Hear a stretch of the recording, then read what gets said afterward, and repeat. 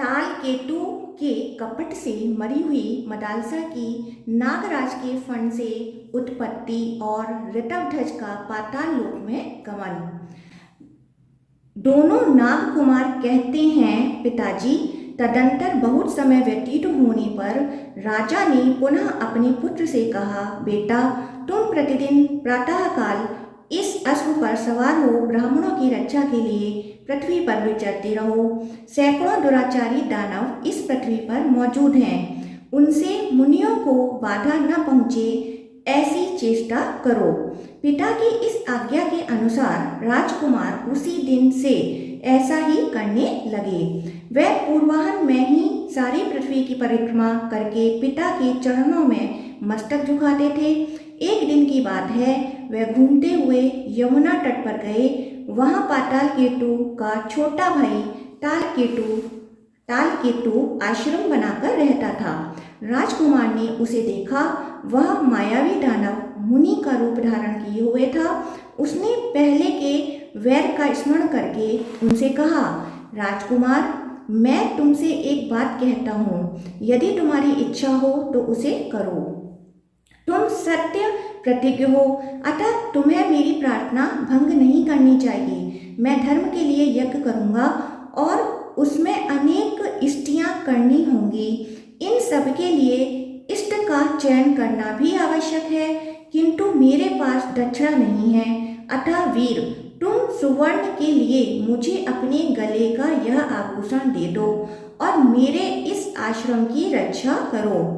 तब तक मैं जल के भीतर प्रवेश करके प्रजा की पुष्टि के लिए वरुण देवता संबंधी वैदिक मंत्रों से वरुण देवता की स्तुति करता हूँ।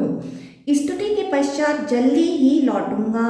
उसके यूं कहने पर राजकुमार ने उसे प्रणाम किया और अपने कंठ का आभूषण उतार कर दे दिया। फिर इस प्रकार कहा, आप निश्चिंत होकर जाइए। जब तक लौट नहीं आएंगे तब तक यहीं मैं आपके आश्रम के समीप ठहरूंगा।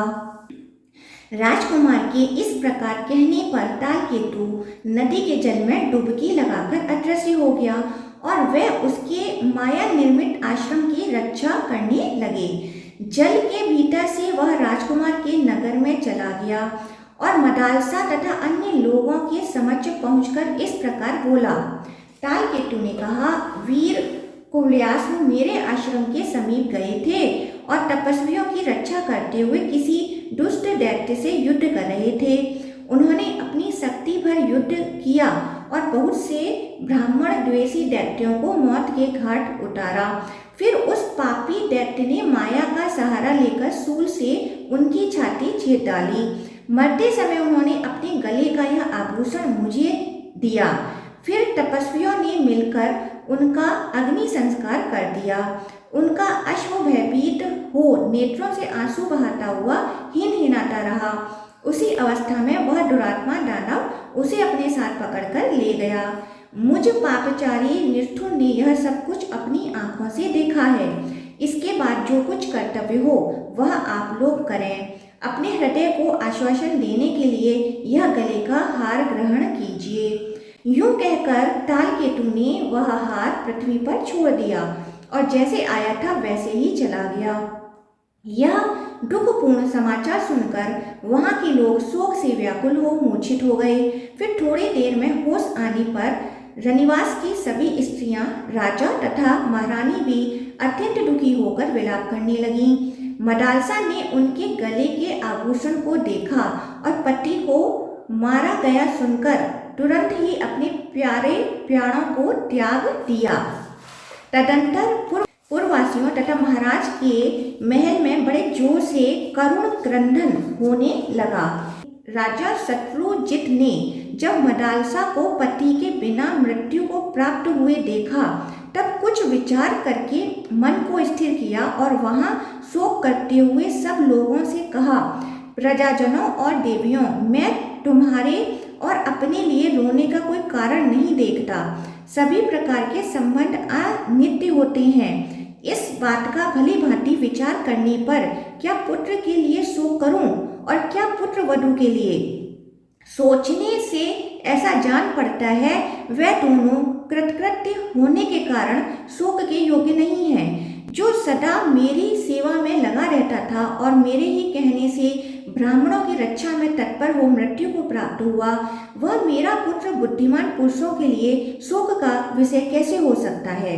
जो अवश्य जाने वाला है, उस शरीर को यदि मेरे पुत्र ने ब्राह्मणों की रक्षा में लगा दिया तो वह तो महान अभुत्य का कारण है।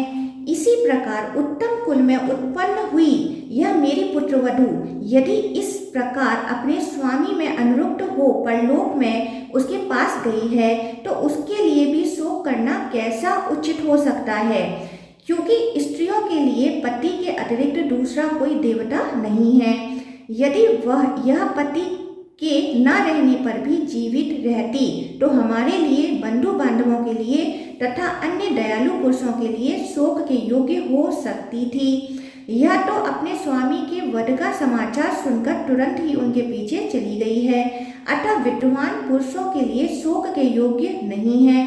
शोक तो उन स्त्रियों के लिए करना चाहिए जो पति वियोगिनी होकर भी जीवित हों। जो पति के साथ ही प्राण त्याग देती हैं वह कदापि शोक के योग्य नहीं है। मदालसा बड़ी कृतज्ञ थी, इसलिए इसने पति वियोग का दुख नहीं होगा। जो इहलोक तथा परलोक में सब प्रकार के सौख्य प्रदान करने वाला है, उस पति को कौन स्त्री मनुष्य समझेगी? अतः मेरा वह पुत्र ऋतध्वज, यह पुत्रवधू, मैं तथा ऋतध्वज की माता, इनमें से कोई भी शोक के योग्य नहीं है। मेरे पुत्र ने ब्राह्मणों की रक्षा के लिए अपने प्राण त्याग कर हम सबका उद्धार कर दिया। संग्राम में ब्राह्मणों की रक्षा के लिए प्राण त्याग करके मेरे पुत्र ने अपनी माता के सतीत्व, वंश की निर्मलता तथा अपने पराक्रम का त्याग नहीं किया है। तदंतर कुबल्याश्व की माता ने अपने पति की ओर देखकर कहा, राजन, मेरी माता और बहनों को भी ऐसी प्रसन्नता नहीं हुई जैसे कि मुनियों की रक्षा के लिए पुत्र का वध सुनकर मुझे हुई है। जो शोक में पड़े हुए बंधु बांधवों के सामने रोग से क्लेश उठाते और अत्यंत दुखी होकर लंबी सांसें खींचते हुए प्राण त्याग करते हैं, उनकी माता का संतान उत्पन्न करना व्यर्थ है। जो गौ और ब्राह्मणों की रक्षा में तत्पर हो रणभूमि में निर्भयता पूर्वक युद्ध करते हुए शस्त्रों से आहत होकर मृत्यु को प्राप्त होते हैं, वही इस पृथ्वी पर धन्य मनुष्य हैं। जो याचकों, मित्रों तथा शत्रुओं से कभी विमुख नहीं होता, उसी से पिता वस्तुतः पुत्रवान होता है और माता उसी के कारण वीर पुत्र की जननी मानी जाती है। पुत्र के जन्म काल में माता को जो क्लेश उठाना पड़ता है वह तभी सफल होता है जब पुत्र शत्रुओं पर विजय प्राप्त करे अथवा युद्ध में लड़ता हुआ मारा जाए। तदंतर राजा शत्रुजित ने अपने पुत्र वधू मदालसा का दाह संस्कार किया और नगर से बाहर निकलकर पुत्र को जलांजलि दी। तालकेतु फिर यमुना जल से निकलकर राजकुमार के पास गया और प्रेम पूर्वक मीठी वाणी में बोला, राजकुमार, अब तुम जाओ, तुमने मुझे कृतार्थ कर दिया। तुम जो यहाँ अविचल भाव से खड़े रहे, इससे मैंने बहुत दिनों की अपनी अभिलाषा पूरी कर ली। मुझे महात्मा वरुण की प्रसन्नता के लिए वारुण यज्ञ का अनुष्ठान करने की बहुत दिनों से अभिलाषा थी।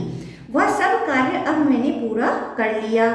उसके यूं कहने पर राजकुमार उसको प्रणाम करके गरुड़ तथा वायु के समान वेग वाले उसी अश्व पर आरूढ़ हुए और अपने पिता के नगर की ओर चल दिए। राजकुमार ऋतध्वज बड़ी वेग से अपने नगर में आए। उस समय उनके मन में माता पिता के चरणों की वंदना करने तथा मदालसा को देखने की प्रबल इच्छा थी। वहां पहुंचकर उन्होंने देखा, सामने आने वाले सभी लोग उद्विग्न हैं। किसी के मुख पर प्रसन्नता का चिन्ह नहीं है, किंतु साथ ही सबकी आकृति से आश्चर्य टपक रहा है और मुख पर अत्यंत हर्ष छा रहा है।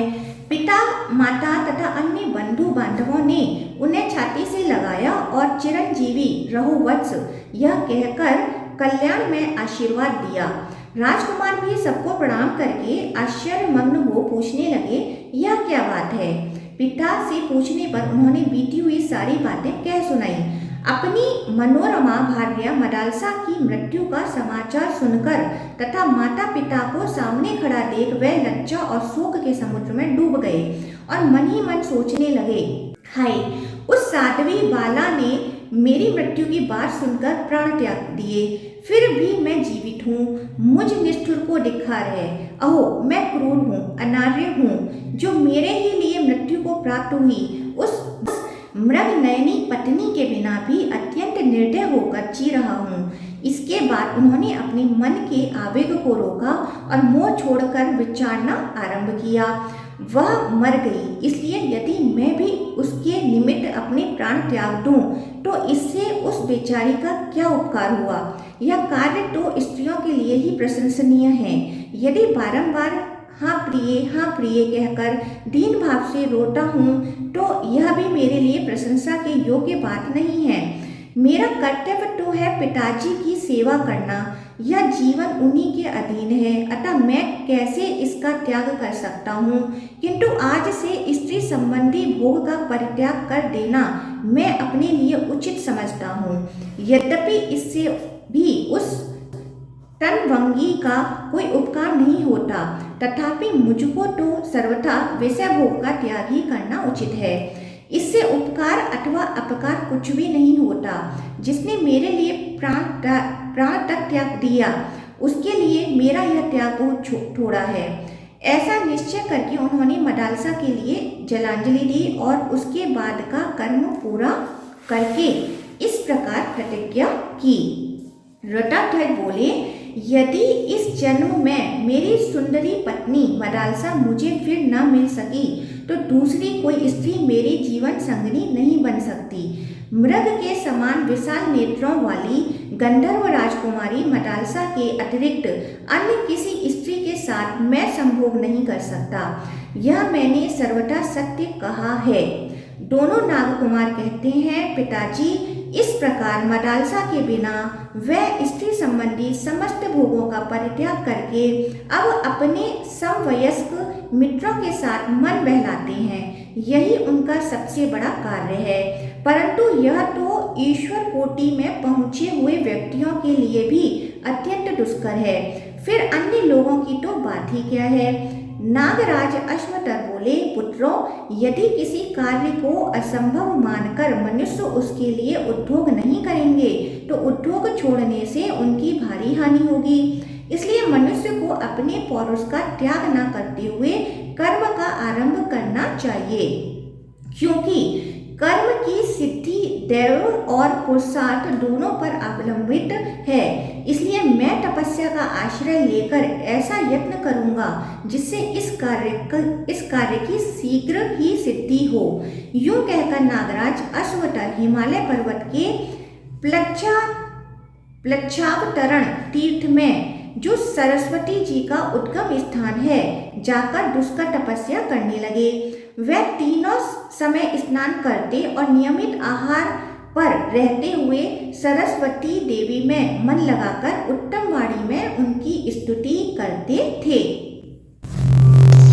अश्वतर उवाच, जगद्धात्री महं देवी मां विराध ईशः शुभां स्तोषे प्रणम्य शीर्षा ब्रह्म योनिं सरस्वती शद देवी यत्किंचन मोक्ष बंधनार्थवत पदम तत्सर्वं त्वय्य संयोगं योगवत देवी संस्थितम्। त्वम् अक्षरं परमं देवी यत्र सर्वं प्रतिष्ठितम् अक्षरं परमं देवी संस्थितं परमाणुवत्। अक्षरं परमं ब्रह्म जगच्चैतच्छरात्मकं दारुण्य अवस्थितो बन्धि भौमांश्च परमाणवः तथा त्वयि स्थितं ब्रह्म जगच्चैतन्यशेषतः। अश्वतर ने कहा, जो संपूर्ण जगत को धारण करने वाली और वेदों की जननी है, उन कल्याणमयी सरस्वती देवी को प्रसन्न करने की इच्छा से मैं उनके चरणों में शीश झुकाता और उनकी स्तुति करता हूँ। देवी, मोक्ष और बंधन रूप अर्थ से युक्त जो कुछ भी सत और असत पद हैं, वह सब असंयुक्त होकर भी संयुक्त की भांति स्थित हैं। देवी, जिसमें सब कुछ प्रतिष्ठित है, वह परम अक्षर तुम ही हो। परम अक्षर परमाणु की भांति स्थित है। अक्षर रूप पर ब्रह्मा और क्षर रूप यह जगत तुम में ही स्थित है। जैसे काष्ठ में अग्नि तथा पार्थिव सूक्ष्म परमाणु भी रहते हैं, उसी प्रकार ब्रह्मा और यह संपूर्ण जगत तुम में स्थित है। ओंकाराक्षर संस्थानं यत्ते देवी स्थिरा स्थिरं तत्र मात्रात्रयं सर्वमस्ति यद्देवी नास्ति च। त्रयो लोकास्त्रयो वेदास्त्रयं विद्यं पावकत्रयं त्रीणि ज्योतिषि मर्वास्य त्रयो धर्माद्यस्तथा। त्रयो गुणास्त्रयः शब्दस्त्रयो दोषास्तथा श्रमा त्रयः कालास्तथावस्था पितरो अहर्निषादः। एतन्मात्रात्रयं दैवी तव रूपं सरस्वती विभिन्न दर्शनां माद्य ब्रह्मणो हि सनातनः। श्रवण संस्था, हवि संस्था, पाक संस्था शक्तया तास्तदुच्चारणात् देवी क्रियन्ते ब्रह्मवादिभिः। देवी, ओंकार अक्षर के रूप में जो तुम्हारा श्री विग्रह है, वह स्थावर जंगम स्वरूप है। उसमें जो 3 मात्राएं हैं, वह ही सब कुछ हैं। अस्ति नास्ति सत असत रूप से व्यवहृत होने वाला जो कुछ भी है, वह सब उन्हीं में स्थित है।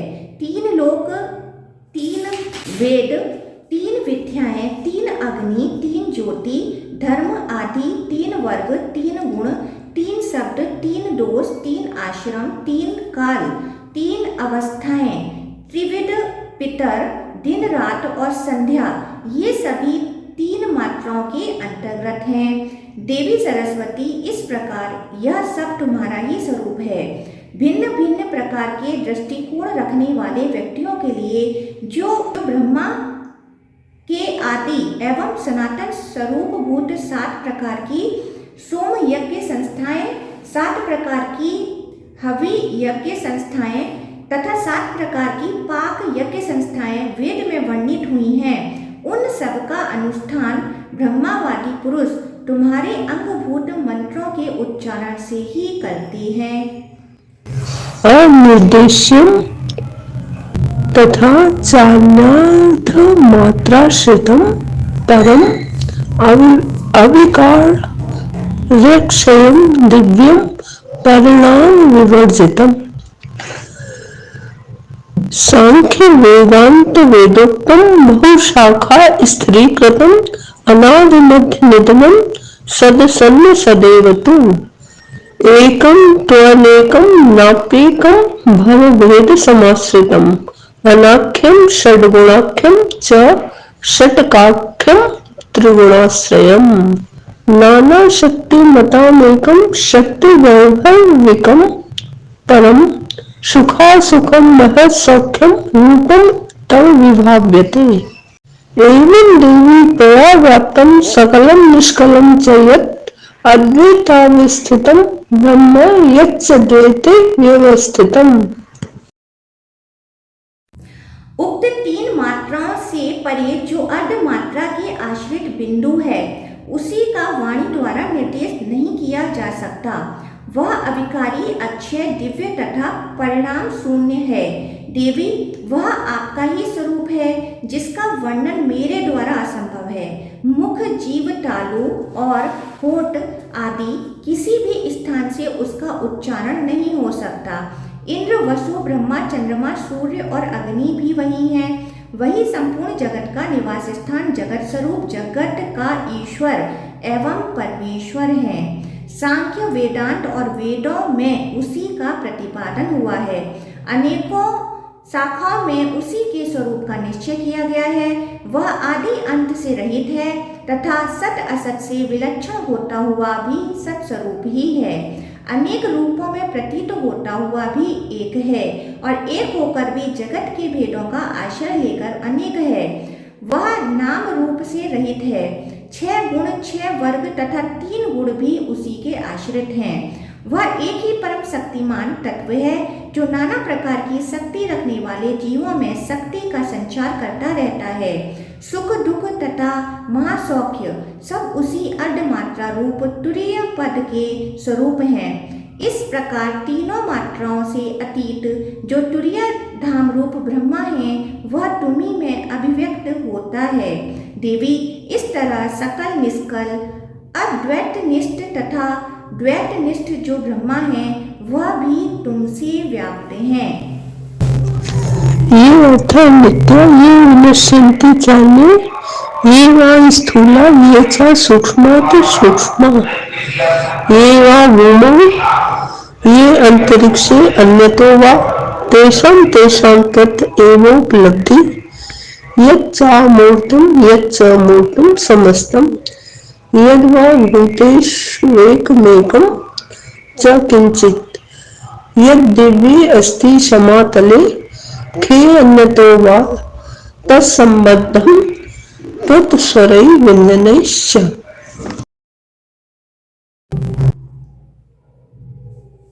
जो पदार्थ नित्य हैं, जो विनाशील हैं, जो स्थूल हैं तथा जो सूक्ष्म से भी अत्यंत सूक्ष्म हैं, जो इस पृथ्वी पर अंतरिक्ष में या और किसी स्थान में देखे जाते हैं, उन सब की उपलब्धि तुम्ही से होती है। मूर्त अमूर्त समस्त भूत अथवा एक एक भूत जो कुछ भी भूलोक, पृथ्वी, आकाश या अन्य स्थान में उपलब्ध होता है वह सब तुम्हारे ही स्वर और व्यंजनों से संबंध है। इस प्रकार स्तुति करने पर श्री विष्णु की जीवा रूपा सरस्वती देवी ने प्रकट हो महात्मा अश्वतर नाग से कहा, कंबल के भाई नागराज अश्वतर, तुम्हारे मन में जो इच्छा हो उसे बताओ, मैं तुम्हें वर दूंगी। अश्वतर बोले, देवी, पहले तो आप कंबल को ही मुझे सहायक रूप में दीजिए और हम दोनों भाइयों को संगीत के समस्त स्वरों का ज्ञान करा दीजिए। सरस्वती जी ने कहा, नागराज, 7 स्वर, 7 ग्राम, 7 राग, 7 गीत, 7 मूर्छनाएं, 49 प्रकार की ताने और 3 ग्राम, इन सबको तुम और कंबल भी गा सकते हो। इसके सिवा मेरी कृपा से तुम्हें 4 प्रकार के पद, 3 ताल और 3 लयों का भी ज्ञान हो जाएगा। मैंने तीनों यति और 4 प्रकार के बाजों का ज्ञान भी तुम्हें दे दिया। यह सब तो मेरे प्रसाद से तुम्हें मिलेगा ही, और भी इसके अंतर्गत जो स्वर व्यंजन संबंधी विज्ञान है वह सब भी तुमको और कंबल को मैंने प्रदान किया। तुम दोनों भाई संगीत की संपूर्ण कला में जितने कुशल होगे वैसा भूलोक, देवलोक और पाताल लोक में भी दूसरा कोई नहीं होगा। सबकी जीवा रूपा सरस्वती देवी यूं कहकर तत्काल अंतर्धान हो गईं। उन दोनों भाइयों को सरस्वती जी के कथा अनुसार पद, ताल और स्वर आदि का उत्तम ज्ञान प्राप्त हुआ। तदंतर वे कैलाश शिखर पर निवास करने वाले भगवान शंकर की आराधना करने के लिए वहां गए और वीणा की लय के साथ 7 प्रकार के गीतों से शंकर जी को प्रसन्न करने के लिए पूर्ण प्रयत्न करने लगे। प्रातः काल, रात्रि में, मध्याह्न के समय और दोनों संध्याओं में वे भगवत परायण होकर भगवान शंकर जी की स्तुति करने लगे। बहुत समय तक स्तुति करने के बाद उनके गीत से भगवान शंकर प्रसन्न हुए और बोले, वर मांगो। तब कंबल सहित अश्वतर ने महादेव जी को प्रणाम करके कहा, भगवान, यदि आप हम दोनों पर प्रसन्न हैं तो हमें मनोवांछित वर दें। कौलासव की पत्नी मदालसा, जो अब मर चुकी हैं, पहले की ही अवस्था में मेरी कन्या के रूप में प्रकट हों, उसे पूर्व जन्म की बातों का स्मरण हो, पहले की जैसी उसकी कांति हो तथा वह योगिनी एवं योग विद्या की जननी होकर मेरे घर में उत्पन्न हो। महादेव जी ने कहा, नागराज, तुमने जो कुछ कहा है वह सब मेरे प्रसाद से निश्चय ही पूर्ण होगा। श्राद्ध का दिन आने पर तुम उसमें दिए हुए मध्यम पिंड को शुद्ध एवं पवित्र चित्त होकर खा लेना। उसके खा लेने पर तुम्हारे मध्य में फन से कल्याणी मदालसा जैसे मरी हैं उसी रूप में उत्पन्न होंगी। तुम इसी कामना को मन में लेकर उस तीन पितरों का तर्पण करना, इससे वह तत्काल ही तुम्हारे मध्यम फन से प्रकट हो जाएंगी। यह सुनकर वे दोनों भाई महादेव जी के चरणों में प्रणाम करके बड़े संतोष के साथ पुनः रसातल में लौट आए। अश्वत्थामा ने उसी प्रकार श्राद्ध किया और मध्यम पिंड का विधि पूर्वक भोजन किया। फिर जब उक्त मनोरथ को लेकर वे तर्पण करने लगे, उस समय उनके श्वास लेते हुए मध्यम फन से सुंदरी मदालसा तत्काल प्रकट हो गईं। नागराज ने यह रहस्य किसी को नहीं बताया। मदालसा को महल के भीतर गुप्त रूप से स्त्रियों के संरक्षण में रख दिया। इधर नागराज के पुत्र प्रतिदिन भूलोक में जाते और ऋतध्वज के साथ देवताओं की भांति क्रीड़ा करते थे।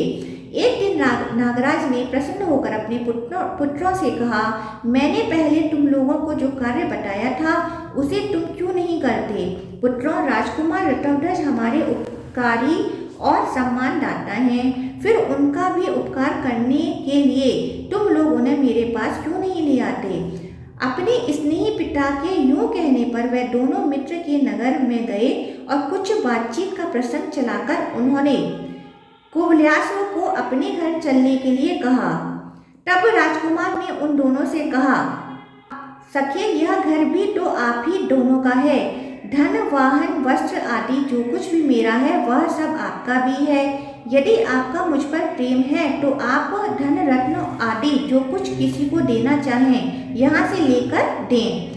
दुर्देव ने मुझे आपके स्नेह से इतना वंचित कर दिया है कि आप मेरे घर को अपना नहीं समझते। यदि आप मेरा प्रिय करना चाहते हो अथवा यदि आपका मुझ पर अनुग्रह हो तो मेरे धन और ग्रह को आप लोग अपना ही समझें। आप लोगों का जो कुछ है वह मेरा है और मेरा आप लोगों का है। आप लोग मेरे भारी प्राण हैं, इस बात को सत्य माने। मैं अपने हृदय की शपथ दिलाकर कहता हूँ, आप मुझ पर कृपा करके फिर ऐसी भेदभाव को सूचित करने वाली बात कभी मुंह से ना निकालें। यह सुनकर उन दोनों नागकुमारों के मुख स्नेह के आंसुओं से भीग गए और वह कुछ प्रेमपूर्ण रोष से बोले, ऋतध्वज, तुम जो कुछ कहते हो उसमें तनिक भी संदेह नहीं है। हमारे मन में भी वैसा ही भाव है, परंतु हमारे महात्मा पिता ने बार बार कहा है कि मैं कुवलयासु को देखना चाहता हूँ। इतना सुनते ही कुवलयासु अपने सिंहासन से उठकर खड़े हो गए और यह कहकर ही कि पिताजी की जैसी आज्ञा है वही करूँगा, वह पृथ्वी पर उनके उद्देश्य से प्रणाम करने लगे। कुवलयासु बोले, मैं धन्य हूँ, अत्यंत पुण्यात्मा हूँ, मेरे समान भाग्यशाली दूसरा कौन है, क्योंकि आज पिताजी मुझे देखने की इच्छा करते हैं। अतः मित्रों, आप लोग उठे और उनके पास चलें। मैं पिताजी के चरणों की शपथ खाकर कहता हूँ, उनकी इस आज्ञा का क्षण भर भी उल्लंघन करना नहीं चाहता। यूं कहकर राजकुमार ऋतध्वज उन दोनों नागकुमारों के साथ नगर से बाहर निकले और पुण्यसलिला गोमती के तट पर गए। फिर वह सब लोग गोमती के बीच धारा में उतर कर चलने लगे। राजकुमार ने सोचा, नदी के उस पार इन दोनों का घर होगा। इतने में ही उन नागकुमारों ने उन्हें खींचकर पाताल पहुंचा दिया। वहां जाने पर उन्होंने अपने दोनों मित्रों को स्वस्तिक के लक्षणों से सुशोभित सुंदर नागकुमारों के रूप में देखा। वे फनों की मणि से दीप्यमान हो रहे थे। उन्हें इस रूप में देखकर राजकुमार के नेत्र आश्चर्य से खिल उठे। उन्होंने मुस्कुराते हुए प्रेम पूर्वक कहा, वाह, यह तो अच्छा रहा। पाताल में कहीं तो वीणा और वेणु की मधुर ध्वनि के साथ संगीत के शब्द सुनाई देते थे, कहीं मृदंग और ढोल आदि बाजे बज रहे थे। सैकड़ों मनोहर भवन चारों ओर दृष्टिगोचर होते थे। इस प्रकार अपने प्रिय नागकुमारों के साथ पाताल की शोभा निहारते हुए राजकुमार ऋतध्वज आगे बढ़ने लगे। कुछ दूर जाने के बाद सबने नागराज के महल में प्रवेश किया। नागराज अश्वत्थामा सोने के सिंहासन पर, जिसमें मणि, मूंगे और वैडूर्य आदि रत्नों की झालरें लगी थीं, विराजमान थे। उनके अंगों में दिव्य हार एवं दिव्य वस्त्र शोभा पा रहे थे। कानों में मणिमय कुंडल झिलमिला रहे थे। सफेद मोतियों का मनोहर हार वक्षस्थल की शोभा बढ़ा रहा था और भुजाओं में भुजबंद सुशोभित थे। दोनों नागकुमारों ने यही हमारे पिताजी हैं यूं कहकर राजकुमार को उनका दर्शन कराया और पिताजी से यह निवेदन किया कि यही हमारे मित्र वीर कुवलयाश्व हैं। रटोध्वज ने नागराज के चरणों में मस्तक झुकाकर प्रणाम किया। नागराज ने उन्हें बलपूर्वक उठाया और खूब कसकर छाती से लगा लिया। फिर उनका मस्तक सूंघकर कहा, बेटा चिरंजीवी रहो, शत्रुओं का नाश करके पिता माता की सेवा करो। वत्स, तुम धन्य हो, क्योंकि मेरे पुत्रों ने परोक्ष में भी मुझसे तुम्हारे असाधारण गुणों की प्रशंसा की है। तुम मन, वाणी और शरीर की चेष्टाओं के साथ अपने गुण गौरव सहित सदा बढ़ते रहो। गुणवान का ही जीवन प्रशंसनीय है। गुणहीन मनुष्य तो जीते जी ही मरे के समान है। गुणवान पुत्र पिता माता को शांति एवं संतोष प्रदान करता है। देवता, पिता, ब्राह्मण, मित्र, याचक, दुखी तथा बंधु बांधव भी गुणवान पुरुष के चिरंजीवी होने की अभिलाषा करते हैं, जिनकी कभी निंदा नहीं हुई, जो दीन दुखियों पर दया करते तथा आपत्तिग्रस्त मनुष्य जिनकी शरण लेते हैं, ऐसे गुणवान पुरुषों का ही जन्म सफल है। वीर कुवलयाश्व से यूं कहकर उनका स्वागत सत्कार करने के लिए नागराज अपने पुत्रों से बोले, बेटा क्रमशः स्नान आदि सब कार्य पूरा करके इन्हें इच्छा अनुसार भोजन कराओ। इसके बाद हम लोग इनसे मन को प्रसन्न करने वाली बातें करते हुए कुछ काल तक एक साथ बैठेंगे। राजा शत्रुजित के पुत्र ने चुपचाप उनकी आज्ञा स्वीकार की। तत्पश्चात सत्यवादी नागराज ने अपने पुत्रों तथा राजकुमार के साथ प्रसन्नतापूर्वक भोजन किया। रटोध्वज को मदालसा की प्राप्ति। बाल्यकाल में अपने पुत्रों को मदालसा का उपदेश। सुमति कहते हैं, नागराज महात्मा अश्वतर जब भोजन कर चुके तब उनके पुत्र और राजकुमार रटोध्वज तीनों उनके पास आकर बैठे। नागराज ने मन को प्रिय लगने वाली बातें कहकर अपने पुत्रों के सखा को प्रसन्न किया और पूछा, आयुष्मान, आज तुम मेरे घर पर आए हो, अतः जिससे तुम्हें सुख मिले ऐसी किसी वस्तु के लिए यदि तुम्हारी इच्छा हो तो बताओ। जैसे पुत्र अपने पिता से मन की बात कहता है, उसी प्रकार तुम भी निस्संक होकर मुझसे अपना मनोरथ कहो। सोना, चांदी, वस्त्र, वाहन, आसन अथवा और कोई अत्यंत दुर्लभ एवं मनोवांछित वस्तु मुझसे मांगो। कुवलयाश्व ने कहा, भगवान, आपके प्रसाद से मेरे पिता के घर में आज भी सुवर्ण आदि सभी बहुमूल्य वस्तुएं मौजूद हैं। इन सब वस्तुओं की मुझे आवश्यकता नहीं है। जब तक पिताजी हजारों वर्षों तक पृथ्वी का शासन करते हैं और आप पाताल लोक का राज्य करते हैं, तब तक मेरा मन याचना करने के लिए उत्सुक नहीं हो सकता। जिनके पिता जीवित हैं वे परम सौभाग्यशाली और पुण्यात्मा हैं। भला मेरे पास क्या नहीं है? सज्जन मित्र, निरोग शरीर, धन और यौवन सभी कुछ तो है। जो इस बात की चिंता न करके कि मेरे घर में धन है या नहीं, पिता की भुजाओं की छत्र छाया में रहते हैं, वही सुखी हैं। जो लोग बचपन से ही पितृहीन होकर कुटुंब का भार वहन करते हैं, उनका सुख भोग छिन जाने के कारण मैं तो यही समझता हूँ कि विधाता ने ही उन्हें सौभाग्य से वंचित कर रखा है। मैं तो आपकी कृपा से पिताजी के दिए हुए धन रत्न आदि के भंडार से प्रतिदिन याचकों को उनकी इच्छा के अनुसार दान देता रहता हूँ। यहाँ आकर मैंने अपने मुकुट से जो आपके दोनों चरणों का स्पर्श किया था तथा अब आपके शरीर से मेरा स्पर्श हुआ, इसी से मैं सब कुछ पा गया। राजकुमार का यह विनय युक्त वचन सुनकर नागराज अश्वतर ने प्रेम पूर्वक कहा, यदि मुझसे रत्न और सुवर्ण आदि लेने का तुम्हारा मन नहीं होता तो और ही कोई वस्तु जो तुम्हारे मन को प्रसन्न कर सके मांग लो, मैं तुम्हें दूंगा। कुवलयाश्व ने कहा, भगवान, आपके प्रसाद से मेरे घर में सब कुछ है। विशेषतः आपके दर्शन से मुझे सब कुछ मिल गया। आप देवता हैं और मैं मनुष्य। आपने अपने शरीर से जो मेरा आलिंगन किया, इसी से मैं कृतकृत्य हूँ। मेरा जीवन सफल हो गया। नागराज, आपकी चरण धूलि ने जो मेरे मस्तक पर अपना स्थान बनाया है, उसी से मैंने क्या नहीं पा लिया। यदि आपको मुझे मनोवांछित वर देना ही है तो यही दीजिए कि मेरे हृदय से पुण्य कर्मों का संस्कार कभी दूर ना हो। अश्वत्थामा बोले, विद्वान, ऐसा ही होगा। तुम्हारी बुद्धि धर्म में लगी रहेगी, तथापि इस समय तुम मेरे घर में आए हो, इसलिए तुम्हें मनुष्य लोक में जो वस्तु दुर्लभ प्रतीत होती हो वही मुझसे मांग लो। उनके यह बात सुनकर राजकुमार रत्नध्वज अपने दोनों मित्र नाग कुमारों के मुख की ओर देखने लगे। तब उन दोनों ने पिता को प्रणाम करके राजपुत्र का जो अभीष्ट था उसे स्पष्ट रूप से कहना आरंभ किया। नाग कुमार बोले, पिताजी, गंधर्व राजकुमारी मदालसा इनकी प्यारी पत्नी थी। उसको किसी दुष्ट बुद्धि वाले दुरात्मा दानव ने, जो इनके साथ वैर रखता था, धोखा दिया। उसने उसी दानव के मुख से इनकी मृत्यु का समाचार सुनकर अपने प्यारे प्राणों को त्याग दिया।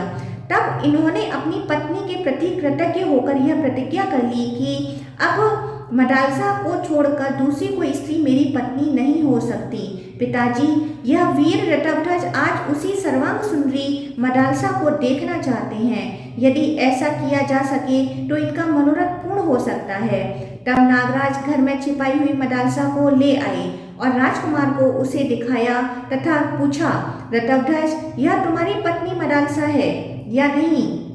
उसे देखते ही राजकुमार लज्जा छोड़कर उठे और हाँ प्रिय कहते हुए उसकी ओर बढ़े। तब नागराज ने उसे रोका और मदालसा के मरकर जीवित होने आदि की सारी कथा कह सुनाई। फिर तो राजकुमार ने प्रसन्न होकर अपनी प्यारी पत्नी को ग्रहण किया। तदंतर उनके स्मरण करते ही उनका प्यारा अश्व वहां आ पहुंचा। उस समय नागराज को प्रणाम करके वे अश्व पर आरूढ़ हुए और मदालसा के साथ अपने नगर को चल दिए।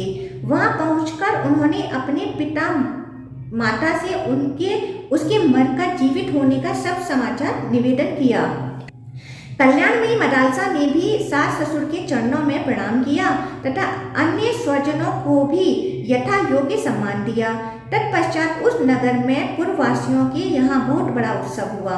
इसके बाद बहुत समय बीतने के पश्चात महाराज शत्रुजित पृथ्वी का भली भांति पालन करके परलोकवासी हो गए। तब पूर्ववासियों ने उनके महात्मा पुत्र रत्नध्वज को, जिनके आचरण तथा व्यवहार बड़े ही उदार थे, राजपद पर अभिषिक्त किया। वह भी अपनी प्रजा का ओर से पुत्रों की भांति पालन करने लगे। तदंतर मदालसा के गर्भ से प्रथम पुत्र उत्पन्न हुआ। राजा ने उसका नाम विक्रांत रखा। इससे कुटुंब के सब लोग बड़े प्रसन्न हुए, किंतु मदालसा वह नाम सुनकर हंसने लगी। उसने उत्तान सोकर जोर जोर से रोते हुए शिशु को बहलाने के व्याज से इस प्रकार कहना आरंभ किया। शुद्धवसी रेता न ते अस्ति नाम कृतं हि ते कल्पना युधो नैव पंचात्मकं देहमिदं न ते अस्ति नैवास्य त्वं वेदसि कस्य हेतु। हे तात, तू तो शुद्ध आत्मा है, तेरा कोई नाम नहीं है। यह कल्पित नाम तो तुझे अभी मिला है। यह शरीर भी 5 भूतों का बना हुआ है। ना यह तेरा है ना तू इसका है, फिर किस लिए रो रहा है? अथवा तू नहीं रोता है, यह शब्द तो राजकुमारों के पास पहुंचकर अपने आप ही प्रकट होता है। तेरी संपूर्ण इंद्रियों में जो भांति भांति के गुण अवगुणों की कल्पना होती है, वे भी 5 भौतिक ही हैं। भूतानि भूतानि पर दुर्बलानि वृद्धि समायान्ति यथेय पुंसा अनाम्बुदानादि वीरेव कस्य न ते अस्ति वृद्धिर् न च ते अस्ति हानि। जैसे इस जगत में अत्यंत दुर्बल भूत अन्य भूतों के सहयोग से वृद्धि को प्राप्त होते हैं, उसी प्रकार अन्न और जल आदि भौतिक पदार्थों को देने से पुरुष के 5 भौतिक शरीर की ही पुष्टि होती है। इससे तुझ शुद्ध आत्मा की न तो वृद्धि होती है और न हानि ही होती है। त्वं कंसुके क्षीरमाणे निजेऽस्मि स्तमस्य देहे मूढ़तां मा व्रजेथा शुभाशुभैः कर्मभिः देहमेतत् मदादि मूढ़ैः कंसुकस्ते पिन्नतः। तू अपने इस चोले तथा इस देह रूपी चोले के जीर्ण शीर्ण होने पर मोह न करना। शुभाशुभ कर्मों के अनुसार यह देह प्राप्त हुआ है, तेरा यह चोला मद आदि से बना हुआ है, तू तो सर्वथा इससे मुक्त है।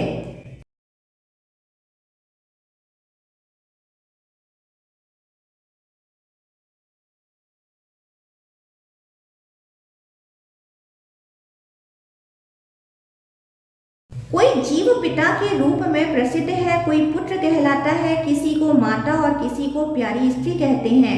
कोई यह मेरा है कहकर अपनाया जाता है और कोई मेरा नहीं है इस भाव से पराया माना जाता है। इस प्रकार ये भूत समुदाय के ही नाना रूप हैं, ऐसा तुझे मानना चाहिए। दुखानि दुःखापगमाय भोगान् सुखाय जानाति विमूढ चेता तानेव दुखानि पुनः सुखानि जानाति विद्वान विमूढ चेता। यद्यपि समस्त भोग दुख स्वरूप हैं, तथापि मूढ़ चित्त मानव उन्हें दुख दूर करने वाला तथा सुख की प्राप्ति करने वाला समझता है। किंतु जो विद्वान हैं, जिनका चित्त मोह से आच्छन्न नहीं हुआ है, वह उन भोग जनित सुखों को भी दुखी मानते हैं।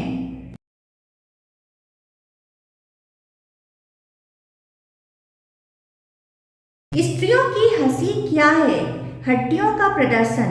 जिसे हम अत्यंत सुंदर नेत्र कहते हैं, वह मज्जा की कलुषता है और मोटे मोटे कुछ आदि घने मांस की ग्रंथियां हैं। अतः पुरुष जिस पर अनुराग करता है, वह युवती स्त्री क्या नरक की जीती जागती मूर्ति नहीं है? यानं शितौ यानगतस्य देहो देहे अपि चान्य पुरुषो निविष्टः ममत्वमूर्वा न तथा यथा स्वे देहे यत्मात्रं च विमूढः तेषा। पृथ्वी पर सवारी चलती है, सवारी पर यह शरीर रहता है और इस शरीर में भी एक दूसरा पुरुष बैठा रहता है, किंतु पृथ्वी और सवारी में वैसी अधिक ममता नहीं देखी जाती जैसे कि अपने देह में दृष्टिगोचर होती है। यही मूर्खता है। जो जो यह बालक बढ़ने लगा, त्यों ही त्यों महारानी मदालसा प्रतिदिन उसे बहलाने आदि के द्वारा ममता शून्य ज्ञान का उपदेश करने लगी। जैसे जैसे उसके शरीर में बल आता गया और जैसे जैसे वह पिता से व्यवहारिक बुद्धि सीखने लगा, वैसे ही वैसे माता के वचनों से उसे आत्म तत्व का ज्ञान भी प्राप्त होता गया। इस प्रकार माता ने जन्म से ही अपने पुत्र को ऐसा उपदेश दिया जिससे ज्ञानी एवं ममता शून्य होकर उसने गृहस्थ्य धर्म के प्रति अपने मन को नहीं जाने दिया। इसी प्रकार जब मदालसा के गर्भ से दूसरा पुत्र उत्पन्न हुआ, तब पिता ने उसका नाम सुबाहु रखा। इस पर भी मदालसा हंसने लगी। उस बालक को भी वह पहले की ही भांति बहलाते बहलाते बचपन से ही ऐसा उपदेश देने लगी जिससे वह परम बुद्धिमान ज्ञानी हो गया। तृतीय पुत्र उत्पन्न होने पर राजा ने उसका नाम शत्रुमर्दन रखा। इस पर भी सुंदरी मदालसा बहुत देर तक हंसती रही तथा उसको भी उसने पहले की ही भांति बाल्यकाल से ही ज्ञान का उपदेश दिया। बड़ा होने पर वह निष्काम कर्म करने लगा, सकाम कर्म की ओर उसकी रुचि नहीं रही। राजा रटोध्वज जब चौथे पुत्र का नामकरण करने चले, तब सदाचार परायण मदालसा पर उनकी दृष्टि पड़ी। उस समय वह मंद मंद मुस्कुरा रही थी। उसे हंसते देख राजा को कुछ कौतूहल हुआ, अतः उन्होंने पूछा, देवी, जब मैं नामकरण करने चलता हूँ तब तुम हंसती क्यों हो? इसका कारण बताओ। मैं तो समझता हूँ विक्रांत, सुबाहु और शत्रुमर्दन ये सुंदर नाम रखे गए हैं।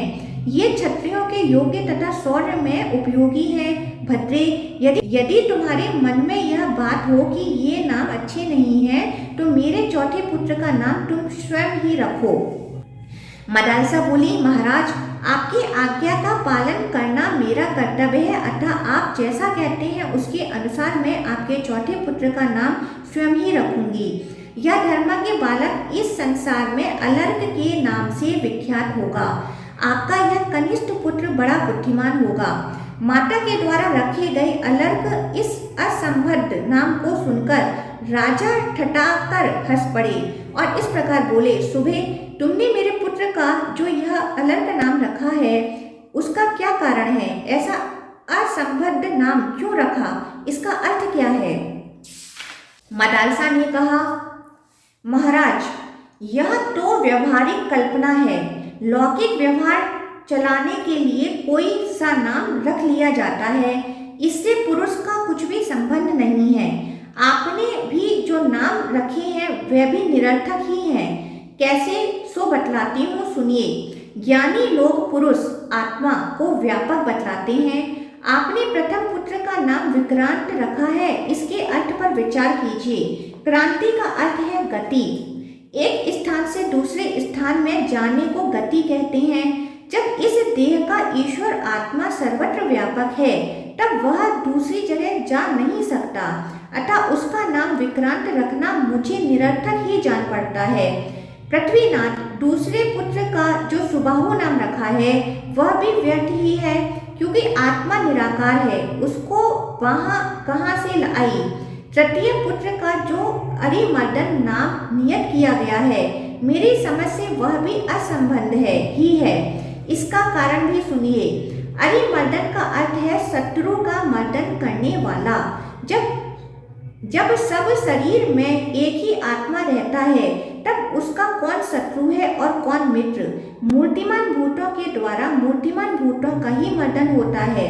आत्मा तो अमूर्त है, उसका मर्दन कैसे हो सकता है?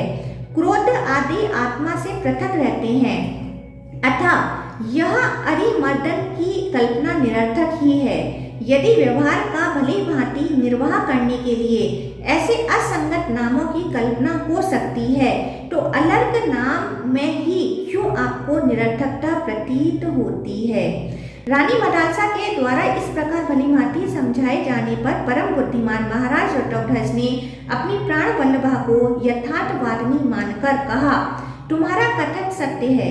तदंतर उसने पहले पुत्रों की भांति उसको भी ज्ञानजनक बातें सुनानी आरंभ की। तब राजा ने उसे रोक कर कहा, राजा बोले, अरे यह क्या करती हो? पहले पुत्रों की भांति इसे भी ज्ञान का उपदेश देकर मेरी वंश परंपरा का उच्छेद करने पर क्यों तुम तुली हुई हो? यदि तुम्हें मेरे प्रिय कार्य करना हो और यदि मेरी बातों को मानना तुम्हें उचित प्रतीत होता हो तो मेरे इस पुत्र को प्रवृत्ति मार्ग में लगाओ। देवी, ऐसा करने से कर्म मार्ग का उच्छेद नहीं होगा तथा पितरों के पिंडदान का लोप नहीं होगा। जो पितर देवलोक में हैं, जो तिर्यक योनि में पड़े हैं, जो मनुष्य योनि में एवं भूत वर्ग में स्थित हैं, वे पुण्यात्मा हो या पापात्मा, जब भूख प्यास से विकल होते हैं तो अपने कर्मों में लगा हुआ मनुष्य पिंडदान तथा जलदान के द्वारा उन्हें तृप्त करता है। इसी तरह वह देवताओं और अतिथियों को भी संतुष्ट रखता है। देवता, मनुष्य, पितर, भूत, प्रेत, गुहार, पक्षी, कृमि और कीट आदि भी मनुष्य से ही जीविका चलाते हैं। अतः सुंदरी, तुम मेरे पुत्र को ऐसा उपदेश दो जिससे इहलोक और परलोक में उत्तम फल देने वाले क्षत्रियोचित कर्तव्य का उसे ठीक ठीक ज्ञान हो।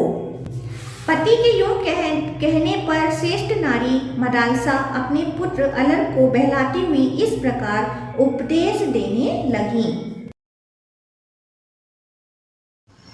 तत्पालनदस्तु सुखोपभोगो धर्मात् फलं प्राप्यसि चामरत्वम् हितं परस्मै हृदि चिन्तयेथा मनः परस्त्रीषु निवर्तयेथा सदा मुरारिं हृदि चिन्तयेथा तद्ध्यानतो अन्तः षडरिञ्चयेथा मायां प्रबोधेन निवारयेथा ये नित्यतामेव चिन्तयेथा